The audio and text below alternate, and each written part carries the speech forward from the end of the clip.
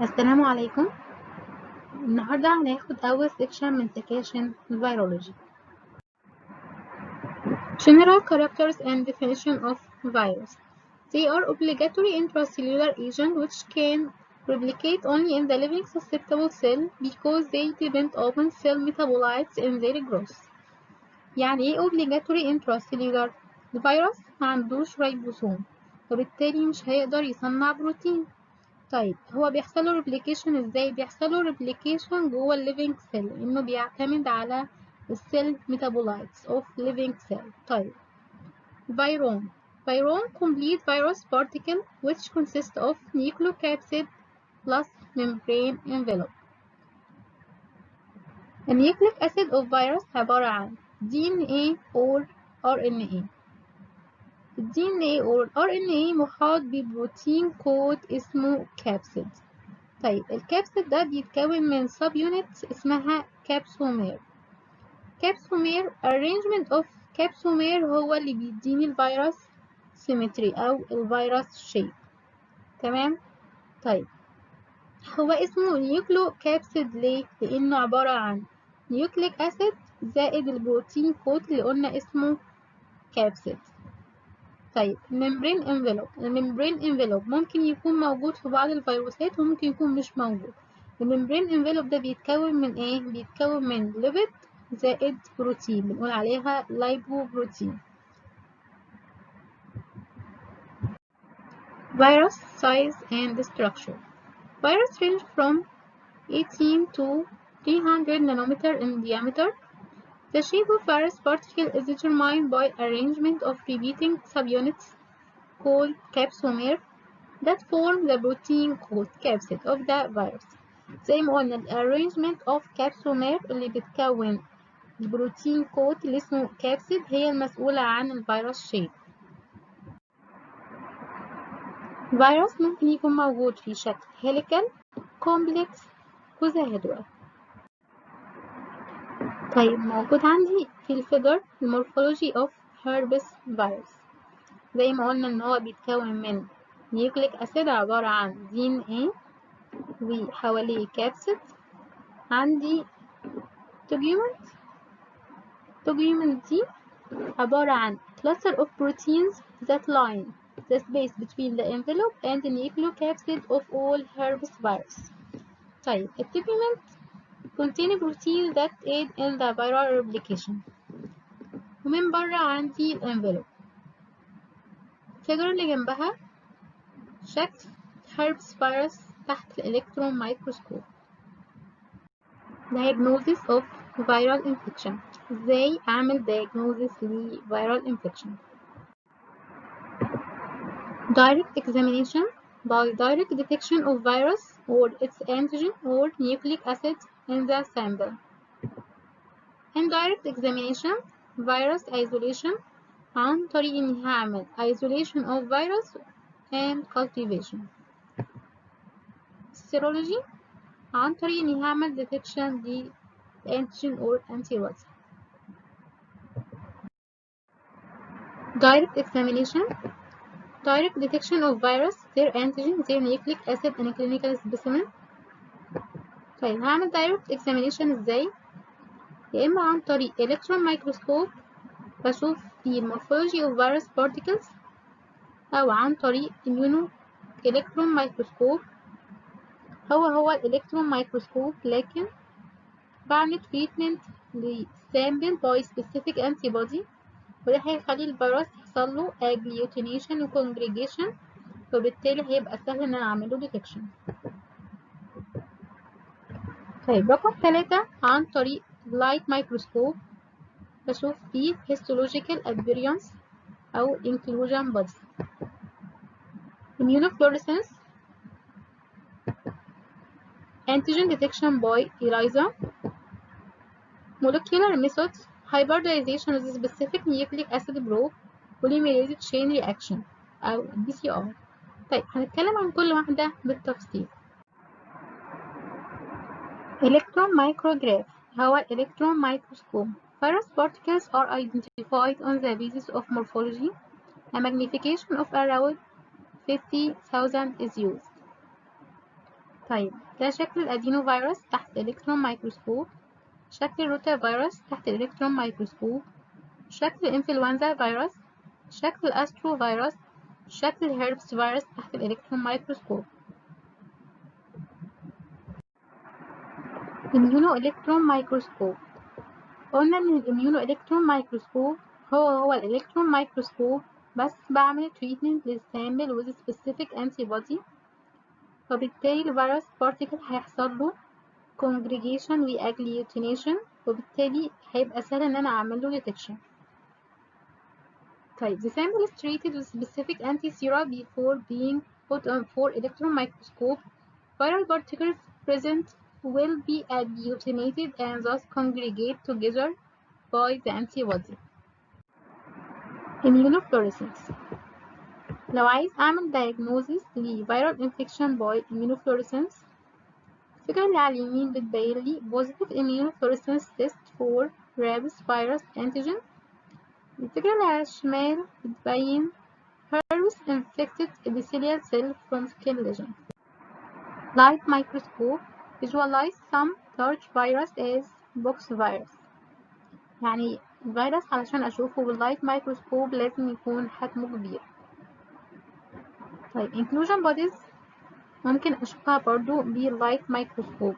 inclusion bodies in several viral infection as intracytoplasmic inclusion bodies called Negri bodies found in rabies. ايه هي inclusion bodies؟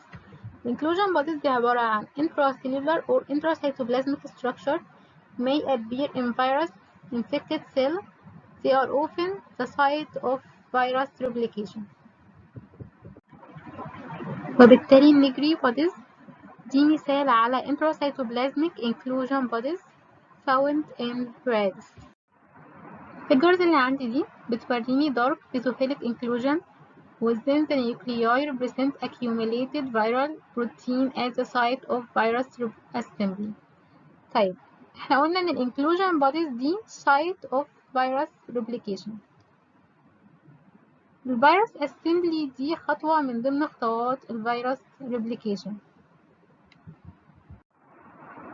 figures دي بتوضح لي replication of reovirus particles occur in the cytoplasm of the cell and in the final stage of assembly. Molecular methods. Methods based on detection of viral genome are also known as molecular methods. زي PCR quantitative PCR زي real time PCR بعمل quantification of viral load. طيب احنا عارفين ان ال PCR بيتعامل مع DNA، فبالتالي لو الفيروس اللي عندي عبارة عن DNA هعمل detection على طول. طيب لو الفيروس RNA هعمل ايه؟ هحول ال RNA ل DNA ازاي؟ باستخدام انزيم اسمه reverse transcriptase enzyme، وبالتالي detection of viral genome by PCR هيبقى اسمه reverse transcriptase PCR. Western blotting، يعني ايه Western blotting؟ Western blotting is used to separate and identify proteins. طيب في التكنيك ده أنا لو عندي mixtures of protein هيحصل لهم separation based on their molecular weight. طيب وبالتالي هيحصل لهم separation حسب نوع كل بروتين. بيحصل لهم separation عن طريق استخدام ايه؟ عن طريق استخدام جل electrophoresis. بعد كده بيتكون عندي band for each protein اسمها Western blot. Southern blot بعمل separation للفيرال proteins في agar gel، بعد كده transfer to nitrocellulose filter، بعد كده بعمل hybridization with specific probe. كده خلصنا ال direct examination، هندخل على ال indirect examination. قلنا هنعمل indirect examination عن طريق virus isolation and cultivation. هنعمل cultivation على ايه؟ هنعمل cultivation على embryonated egg، cell culture أو laboratory animal. طيب ازاي بعمل detection of virus replication in embryonated egg؟ يعني ايه؟ يعني لو حصل infection بالفيروس ازاي هعرف انه حصل infection؟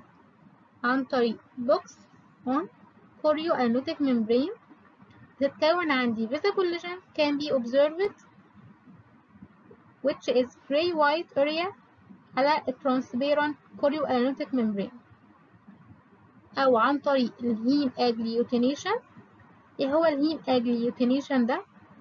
بعض الفيروسات بيكون عليها spikes زي أشواك اسمها هيم agglutination بتعمل agglutination of RBCs، أو عن طريق inclusion bodies. قلنا ال inclusion bodies دي عبارة عن intracellular or intracytoplasmic structure which may appear in virus infected cell. طيب في السيل كلتشر ازاي بنعمل detection of virus replication؟ عن طريق السيتوباثيك effect. ايه هو السيتوباثيك effect؟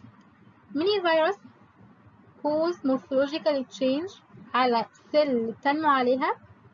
These changes can be observed by microscope and known as cytopathic effect، أو عن طريق heme adsorption. ايه هو الهيم adsorption؟ when RBCs added to infected cell they appear as rosette or clumps on the area where virus is growing، وده بيحصل مع الهيم agglutinating virus زي ما قلنا الفيروس اللي بيكون عليها الهيم agglutinin، أو عن طريق immunofluorescence. طيب في حالة الأنيمال بيحصل عندي disease أو death. Embryonated and egg inoculation. Advantage: sheep, easily manipulated, easily maintained, easily identified and labeled. Precautions: embryo for virus isolation should be come from specific pathogen-free flocks. يعني ايه specific pathogen-free flock؟ يعني الامبريو must be negative for bacterial infection. ايه هي الأماكن اللي ممكن أعمل inoculation للفيروس فيها؟ في كافيتي حوالين الامبريو اسمها amniotic cavity ممكن أحقن فيها، أو في كافيتي حوالين amniotic cavity اسمها arynotic cavity ممكن برضو أحقن فيها. الممبرين اللي حوالين الأرينوتيك كافيتي اسمه chorioamniotic membrane ممكن أحقن فيه، ممكن أحقن في اليوك ساك. طيب كده عندي 4 أماكن ممكن أحقن فيهم: amniotic cavity, arynotic cavity, chorioamniotic membrane, يوك ساك. نقولهم تاني: routes of inoculation. يوك ساك inoculation. The embryo is 5 to 8 days old. It is used for Toga and herpes virus. 2. Arynotic cavity inoculation. The embryo is 9 to 11 days old يعني يكون عمر الامبريو من 9 ل 11 يوم. It is used for influenza virus. Chorioamniotic membrane inoculation. The embryo is 11 to 13 days old. It is used for herpes and pox virus. Amniotic cavity inoculation. The embryo used at 10 to 14 days old and used for influenza, hepatitis A, B, C and mumps virus. اتكلمنا عن البوك ليجن قبل كده وقلنا ان هي عبارة عن white opaque area بتظهر على transparent chorioamniotic membrane لو حصل infection بالفيروس. الليجن بتختلف في السايز والشيب على حسب الناتشر of virus. Intracytoplasmic or nuclear inclusion bodies could be detected in stain section. الفكرة دي بتوضح لي virus induced book on the chorioamniotic membrane of cheek embryo. هندخل على cell culture أو tissue culture. الفيجرز اللي قدام بتوضح لي cell culture flask, dish and plate. ايه هو tissue culture؟ Tissue culture growth of tissue or cell in an artificial medium separated from the parent microorganism. يعني باخد cell من ال parent microorganism وبخليها تنمو على artificial medium. طيب cell culture are most widely used for virus isolation. There are 4 types of cell culture: primary, secondary, diploid أو بنسميه semi continuous و continuous. ايه هو ال primary culture؟ البرايمري كلتشر باخد سيل من اورجان سواء كان كدني او ليفر، تمام، بس الديفيجن سايكل بتاعته بتكون قليله يعني من 4 ل 6، بعد كده بيحصل له ديجنريشن. يقول لي in primary culture they have definite lifespan. Such cells can only divide for several passages, 4 to 6, then degenerate. This type of cell used for vaccine production. يعني البرايمري culture بنستخدمه للvaccine production.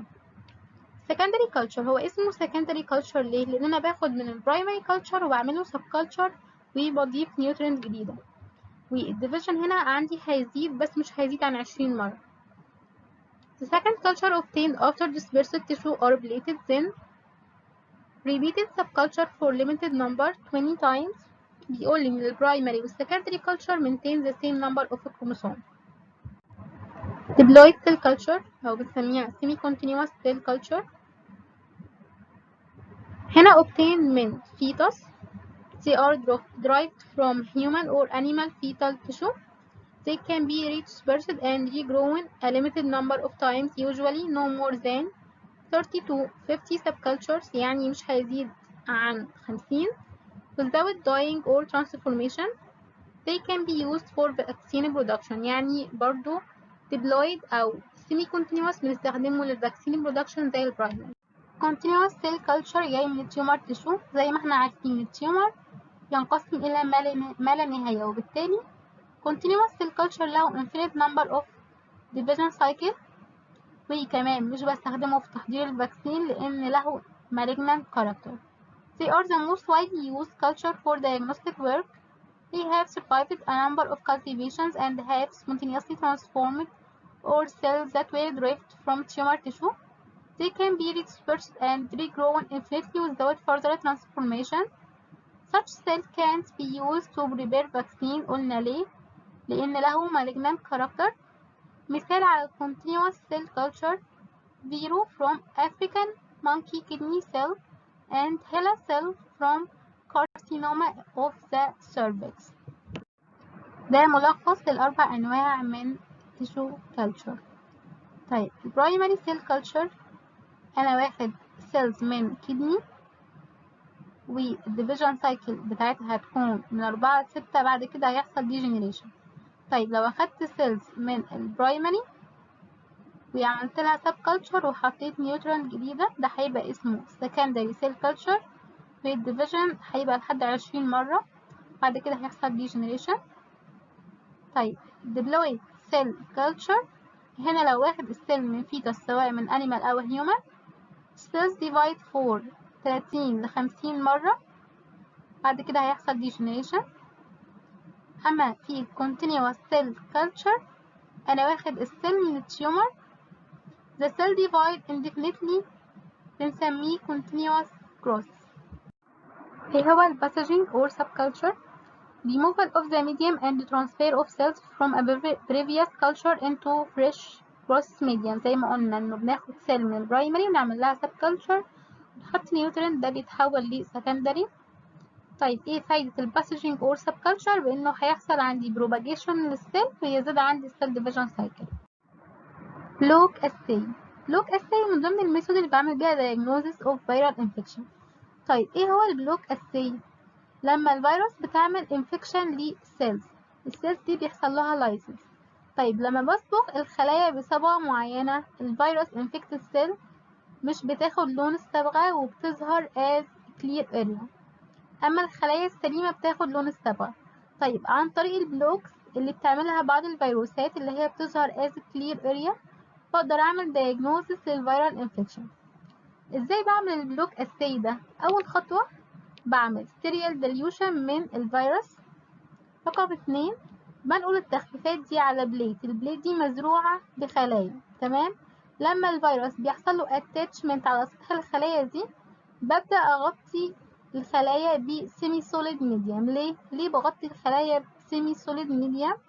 علشان أعمل localization of الأكشن of الفيروس، يعني الفيروس ما ينتقلش من خلية لأخرى. طيب من خلال ال restricted diffusion of virus particles بقدر أعمل restriction للdestruction of virus particles على بعض الخلايا. يعني الخلايا اللي الفيروس عمل عليها attachment هي دي الخلايا اللي هشوف فيها البلوك. اما الخلايا اللي الفيروس ما عملش عليها اتاتشمنت هي دي اللي هتفضل سليمة وهتاخد لون الصبغة. تمام. طيب زي ما قلنا الخلايا اللي حصل لها destruction هي دي اللي بتظهر as clear area وبنسميها بلوك، وبنقدر نعمل counting للبلوك دي وبنحسب ال concentration of virus في السامبل. الفكرة اللي على الشمال بتوضح لي البلوك اللي بيتكون من ويست نايل فيروس. طيب الفلاسكتين عندي inoculated بالفيروس، الفلاسك اللي على الشمال باين فيها البلوك اللي هي الكلير اريا، واللي على اليمين حطينا فيها specific antibody للفيروس، وبالتالي هيمنع تكوين البلوك. من خلال ال specific antibody ده أنا بقدر أعمل diagnosis للفيرال infection. من ضمن الميثودز برضو اللي بنعمل بيها diagnosis of viral infection heme adsorption. بعض الفيروس زي الانفلونزا فيروس، الافريكان سواين فيفر فيروس بيكون على سطحها سبايك أو أشواك اسمها هيم أجليوتينين. طيب هي اسمها هيم أجليوتينين ليه؟ لأنها بتعمل أجليوتينيشن أوف الهيم اللي بيكون موجود في الار بي سيز، وبالتالي لو ضفنا ريثروسايت على فيرال انفكتد سيل هيحصل ادزوربشن للار بي سيز على سطح الفيروس انفكتد سيل زي ما احنا شايفين في الفيجر.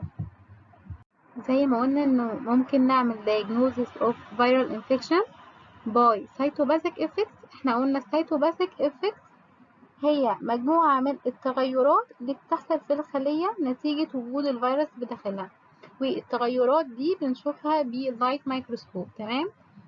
The term cytopathic effects is frequently applied to virus-induced cellular change that are visible by light microscope. التغيرات دي بنشوفها في شكل ايه؟ بنشوفها في شكل swelling أو shrinking أو formation of multinucleated giant cells اسمها syncytia. تمام. و production of inclusion bodies. طيب these changes include swelling or shrinking of cells, the formation of multinucleated giant cell syncytia, and the production of inclusion made visible by staining in the nucleus or cytoplasm of infected cells.